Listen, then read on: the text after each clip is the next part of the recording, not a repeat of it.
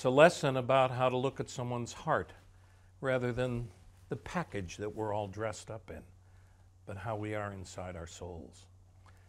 And I don't think you could ask for a better story anywhere in the world to be told at this moment in time. And the fact that it's for children, that's the best thing in the world, because they're the ones who need to hear it right at the beginning. And their parents need to even hear it more so that it's reinforced at home and around the dinner table. And then I quickly understood and realized that that's why it's been one of the most successful books in the past 5 years.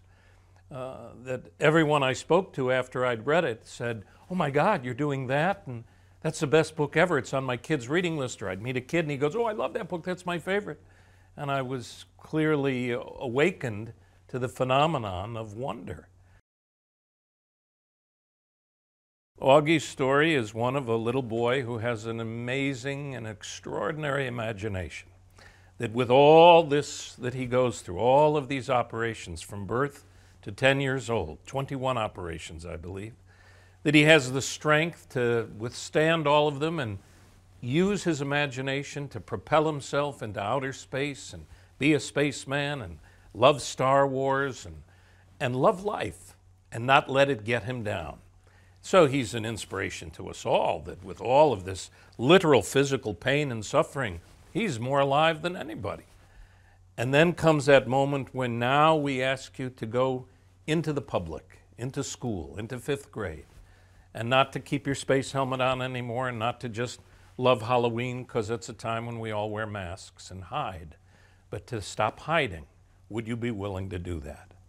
And he's very frightened, and he takes the chance. He's the courage of all of our lives on display. If the whole world would watch this movie all over the world, and I pray that it goes all over the world, and I pray children all over the world see it, and I pray children all over the world and their parents who are afraid of people that are different from them see it.